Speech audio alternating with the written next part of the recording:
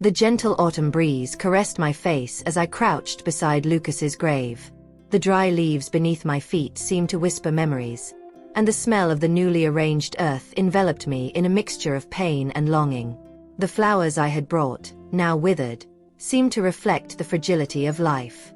"Why, my son? Why did you have to leave so soon?" I murmured, feeling the sobs build up in my throat. It was an unanswered question, and with each passing day, Lucas' absence became more unbearable. Tears streamed down my face as I touched the cold stone with trembling fingers. "I love you, Lucas. I always will." The echo of my own voice resonated in the silence of the cemetery, and loneliness enveloped me like a heavy cloak. I knew grieving was a complicated process, but I never imagined it would be so painful. The world kept spinning, but I was stuck in an endless cycle of sadness. As I was lost in my thoughts, a loud, uncontrolled laugh cut through the air. I looked towards the street and realized it was coming from a nearby bar. How is it possible that anyone can laugh at a moment like this? I thought, feeling a wave of indignation course through my body. It was Jennifer, my ex-daughter-in-law, and her new lover, Daniel. The image of them, enjoying a freedom I couldn't understand, left me in shock. Life seemed so unfair. Me, who had lost everything, and them, laughing as if nothing had happened. "You can't be serious." Jennifer's voice echoed in my mind, as if she were addressing me. "He's not worth it." I wondered if she really cared about Lucas, or if he was just a memory she wanted to erase. The idea that she could be happy while I was in pieces filled me with rage. The desire to confront her was growing inside me, but I knew that, at that moment, I needed to focus on grieving. Suddenly, my cell phone vibrated, breaking the oppressive silence. My heart skipped a beat when I saw a friend's name. What could be so urgent? I thought, a chill running through me. I replied to the message with shaking hands, and an unsettling feeling began to form inside me. What else would I discover about Lucas's life? What else didn't I know? "Sarah, are you okay?" My friend's voice sounded worried. "I saw you at the cemetery, and, well, I just wanted to know if you needed anything." "Thanks, but I'm just dealing with it," I replied, trying to keep my voice steady. But the truth was that I was far from okay. His words awakened something inside me.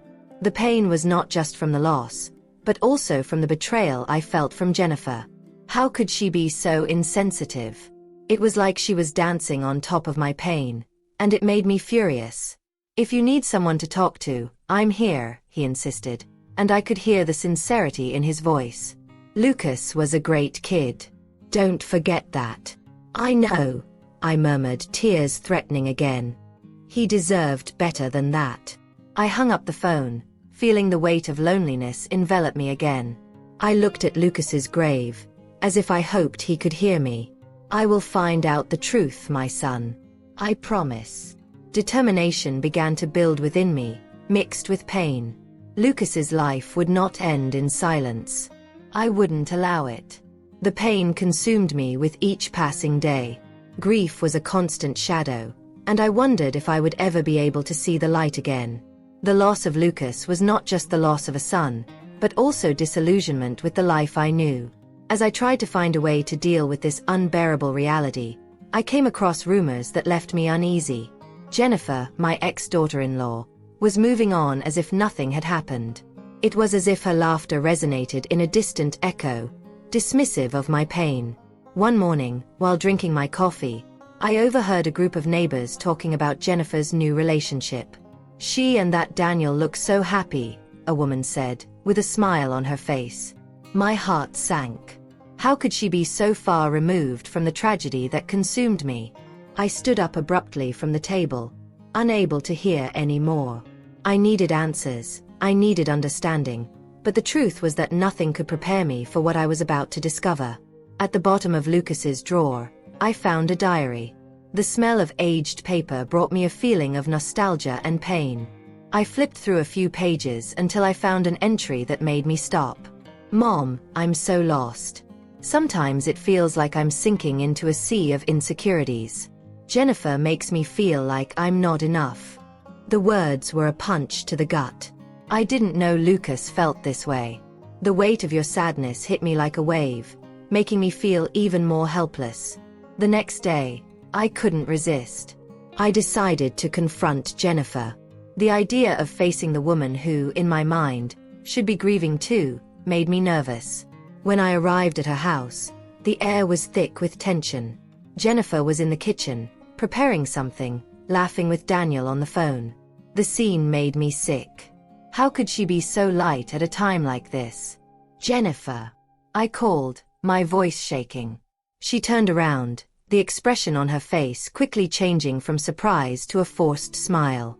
Sarah, what are you doing here? We need to talk, I said, trying to maintain my composure. Daniel, who was in the background, interrupted. Can I help you? No, you can't, I replied, feeling anger bubbling up inside me. It's between the two of us. He hesitated, but ended up leaving the kitchen, closing the door behind him. The silence that followed was palpable. You're laughing and living as if Lucas didn't exist, I said, my voice breaking. How can you? Jennifer crossed her arms, her smile fading. Sarah, I'm not here to be your therapist. I don't know what you expect from me. What do you expect of me? I was about to explode. Do you realize what we are going through? Do you think you can just move on? She sighed, as if she was tired of it all. Life goes on, Sarah. I can't stay stuck in the past. You don't understand. I always had a plan. Something that involves Lucas. What do you mean by a plan? Curiosity mixed with distrust. What plan would that be? I can't talk about it right now. Her gaze was evasive, and I realized there was something deeper behind her words. My mind spun, trying to connect the dots. What did she know? What did Lucas really feel about her? At that moment, I knew I needed to understand more.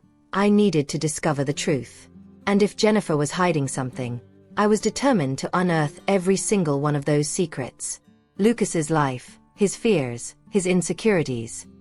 All of this was worth investigating. As I walked away from the house, a whirlwind of emotions overwhelmed me. I didn't know how, but I was determined to discover the truth behind the facade Jennifer had built. Lucas deserved me to fight for him, and I wouldn't rest until the truth was revealed. As I sorted through Lucas's memories, a cloud of confusion hung over me. The pages of the diary I found last week were marked by his hesitant handwriting, but the words cut through me like sharp knives. What else did I not know about my son's life? I asked myself, anguished, remembering the nights when he seemed distant, with his eyes lost on the horizon. The pain of loss was mixed with the need to understand what had really happened. Sarah. Tom's voice was almost a whisper, as if he were afraid to break the silence that had settled in my living room. He was one of Lucas's few true friends, and I knew his presence was a sign that he had something important to say. Tom, come in, I said, trying to hide the anxiety pulsing inside me. My heart beat faster as I waited for him to bring some light to this darkness that seemed to swallow me. Tom sat at the table, his eyes reflecting the concern I felt. I don't know how to tell you this, he began, the words hesitant. But Lucas was going through a difficult time. He told me he was thinking about breaking up with Jennifer. Finish.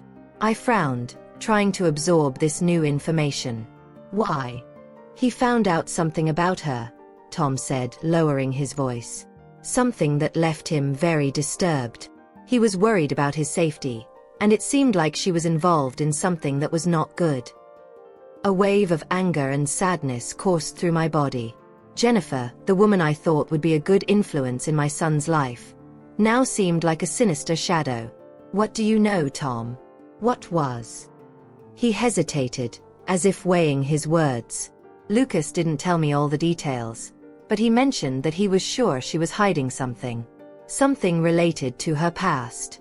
He was determined to confront her, but, well, you know what happened. The pain in my soul turned into fierce determination. If Lucas was in danger, then I needed to find out the truth, not only to honor his memory, but also to bring justice. I need to talk to Jennifer, I declared, more to myself than to Tom. Sarah, maybe it's best not to. Tom started, but I interrupted. No, I need it.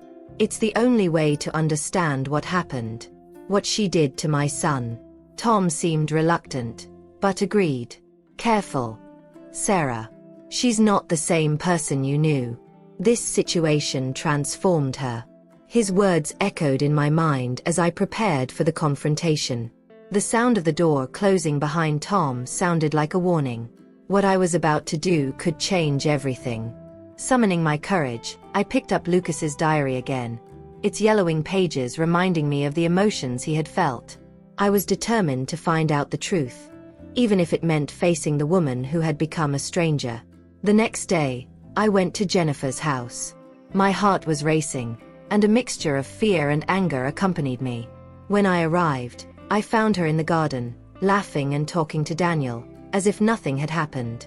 The image of her, so carefree, made me feel like a knife was stuck in my heart. They seemed so happy, so oblivious to the pain I felt. Jennifer, I called, my voice coming out firmer than I expected.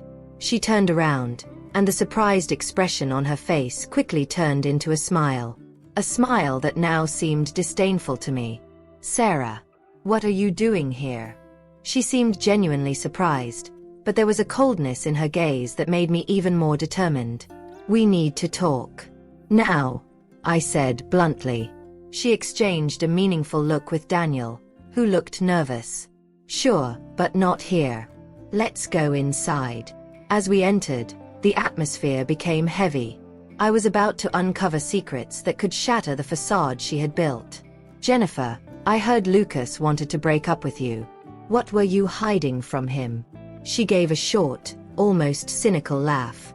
Oh, Sarah, you don't understand. Lucas and I had a complicated relationship. But that doesn't matter anymore, does it? He's not here anymore. Her words cut like glass. Don't you feel anything? He was your husband, and you laugh as if nothing had happened. Indignation consumed me. I feel freedom, actually, she said, with a tone that made me feel sick. I am no longer trapped in a relationship that was never what it seemed. That conversation was just beginning, but I knew I needed to go deeper. There was something inside me that demanded answers, and I wouldn't rest until they were delivered. The sun was about to set, turning the sky orange and purple, but I couldn't appreciate the beauty of that moment. The pain that consumed me was far more intense than any vibrant color nature could offer. There was a storm inside me, and I needed to confront Jennifer. The thought of seeing her made me nauseated, but the need for answers was greater. I decided to go to her apartment. The path seemed endless, and every traffic light I stopped at reminded me of Lucas, of his absence, of the void left by his departure. Upon arrival, I took a deep breath before ringing the doorbell. The sound echoed in my chest, and for a brief moment, I thought about giving up. But the memory of Lucas's diary, with its anguish-filled words, gave me courage. Jennifer answered with a smile that soon faded when she noticed my face. Sarah, what are you doing here? His voice sounded shrill, almost rushed. We need to talk, Jennifer, I said, trying to keep my voice steady. About Luke. She hesitated, looking back, as if wanting to escape. Now is not the best time. This isn't about you and your moment, I interrupted, anger boiling inside me. Lucas is dead, and I won't let you run away from your responsibilities. She crossed her arms, her smile turning into an expression of disdain. And what do you think I have to do with this? He made his choices. Choices. I laughed, a bitter laugh that echoed in the room. Do you really believe he was happy? You manipulated him, Jennifer. I saw the messages. I heard the rumors. He was unhappy with you. That's normal in a relationship, she replied, trying to act calm, but the tension in her body was palpable. Lucas had problems. It wasn't just because of me. He was about to break up with you. You know that, don't you? I took a step forward, feeling the urgency to expose the whole truth. You're not the victim here. Daniel entered the room, interrupting our conversation. What's going on here? He looked from me to Jennifer, clearly confused. Sarah is accusing me of something that doesn't make sense, Jennifer said, trying to turn the situation around. You know that's not true, Daniel. You have no idea what's going on, Daniel, I said, turning my gaze to him. Jennifer was controlling Lucas. He was in a toxic relationship, and you, as an accomplice, must also have your responsibilities. Daniel seemed to hesitate, as if he was trying to understand the gravity of the situation. What do you mean by accomplice? Lucas left something in writing, I continued, ignoring his question. A secret that could change everything about you both. And I'm about to discover the truth. Jennifer, now visibly nervous, began to move from side to side. You don't know what you're talking about, Sarah. Lucas was fragile. He didn't handle things well. Don't do that. Do what? Expose who you really are, I said, feeling adrenaline rush through my veins. You were in contact with people from his past. Who are they, Jennifer? She gave me a contemptuous look. You have no idea what you're getting yourself into. Lucas was complicated, but you can't just blame it on me. I'm not shifting blame, I'm seeking the truth. Gjeld. Frustration boiling over. And I'm going to find out what happened. You can try to stop me, but I won't give up. At that moment, something inside me changed. The determination turned into something deeper. I wasn't just looking for answers. I was seeking justice. And most of all, I wanted my son's memory to be honored. If you don't tell me the truth, I'll do it my way, I declared, leaving the apartment certain that I would return to confront her again. Lucas's words echoed in my mind, and I knew that, once again, I had to be his voice. The meeting was scheduled for 8 o'clock at night, but since 5 o'clock, anxiety was eating away at me. I organized everything meticulously. I invited Tom and other friends of Lucas, those who had always been by his side. I needed to understand what had really happened, how my son let himself be led into such a destructive relationship. The weight of pain made my heart heavy, and anger for Jennifer and Daniel boiled in my veins. When Tom arrived, his face was serious. Are you ready for this, Sarah? He seemed genuinely concerned. I took a deep breath before responding. I have no choice, Tom. I need to know the truth. The voices of friends began to fill the room, and soon we were all gathered together, sitting in a circle, as if we were at a support meeting. Let's get started, I said, trying to hide the tremor in my voice. We need to talk about Lucas and what was really happening to him. A friend of Lucas, Marcos, was the first to speak. Sarah, I didn't want to tell you this before, but Lucas was being blackmailed by Jennifer. He told me once that he was scared of her. Something about a secret she had about him. My stomach turned. Blackmailed? Like this. He didn't go into detail, but he seemed serious. He told me that he was planning to break up with her, that he wanted to get rid of this situation. But, well, you know how things ended. The pain in his voice was palpable. I felt that everyone there shared the same anguish as me. And what was this secret? I asked, almost begging for answers. Marcos hesitated, looking at the others, before continuing. He mentioned something about an event from the past, something that could change everything. But I don't know the details. He was reserved, as if he was afraid someone would hear him. Hearing this, a wave of anger and sadness washed over me. Lucas was fighting alone, and I didn't know. We need to find out what it was, I said, determination taking over me. I can't let Jennifer go unpunished. At that time, Anna, a childhood friend of Lucas, spoke up. Sarah, can I be honest? Since Lucas started dating Jennifer, he has changed. He was more distant, more anxious.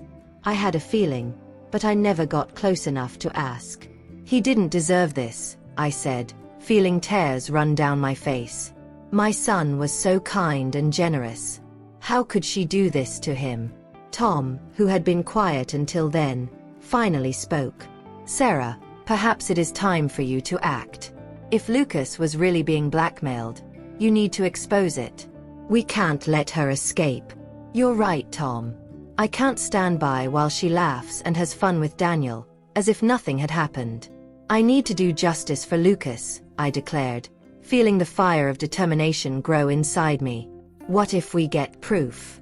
Anything that shows she was manipulating Lucas, suggested Marcos. Yes. Let's investigate. We need to find out everything we can about her and Lucas's past. If there is anything I can use against her, I won't hesitate. The meeting lasted, and together we began to put together the puzzle of Lucas's life. Each story, each memory shared, seemed to add a piece to the mystery. We went in search of any and all information that could reveal Jennifer's true face.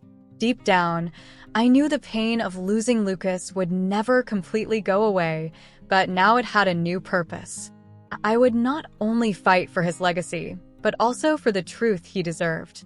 The plan was forming in my mind, and every word I heard brought me closer to exposing Jennifer's manipulation and bringing to light the truth my son was unable to share.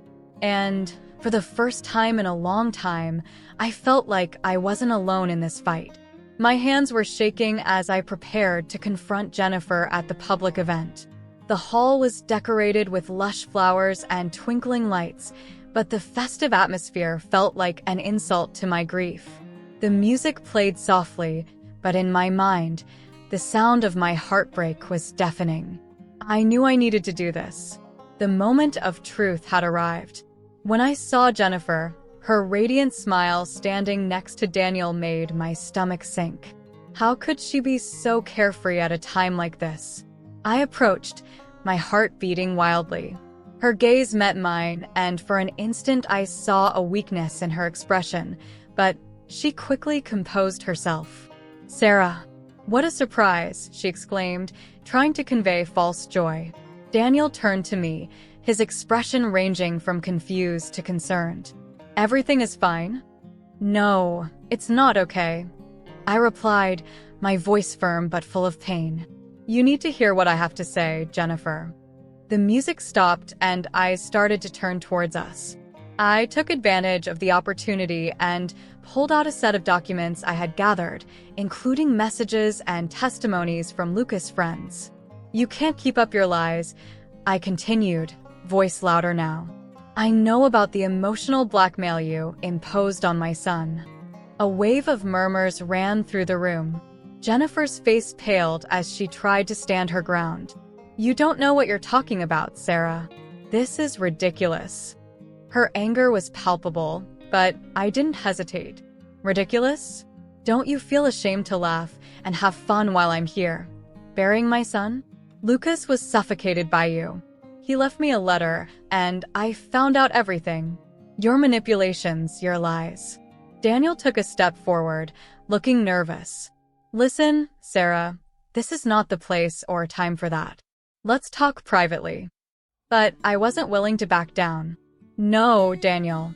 You are also complicit in all of this.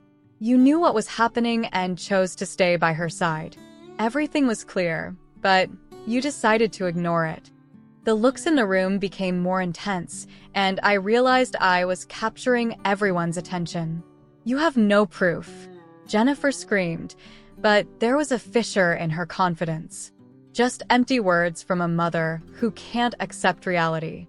"Evidences." I laughed bitterly, pulling out one of the papers. "Here's the message Lucas left me. He disowned you, Jennifer. He knew exactly what you were doing to him and decided he didn't want you to be a part of his life anymore." The room was silent, the tension almost palpable. Jennifer looked to Daniel for support, but he looked increasingly apprehensive. "You can't do this, Sarah," he protested, but there was no turning back. "I can and I will. It's time for everyone to know who you really are, Jennifer. While you were playing at being happy, my son was drowning in the pain you caused. And now, everyone here will know the truth." With that, I started reading the messages that Lucas had sent to his friends, revealing the truth of his relationship with Jennifer. The reactions around me were shock and disbelief. Jennifer, who had previously seemed so confident, was now visibly shaken.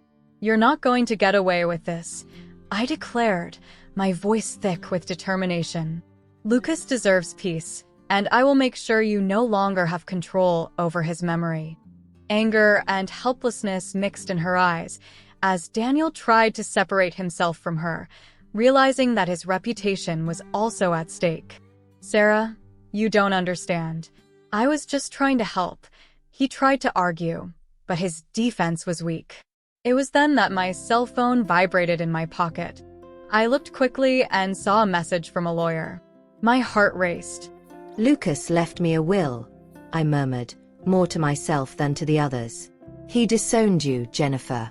And I am now the guardian of his memory." The final revelation fell like a bomb. The murmur intensified, and Jennifer's expression was a mixture of anger and despair. The truth had finally come out. As the room began to disperse, I realized that not only had I exposed the truth, but I had also found a new beginning for myself. The weight of pain was far from gone, but the justice I sought was finally within my reach.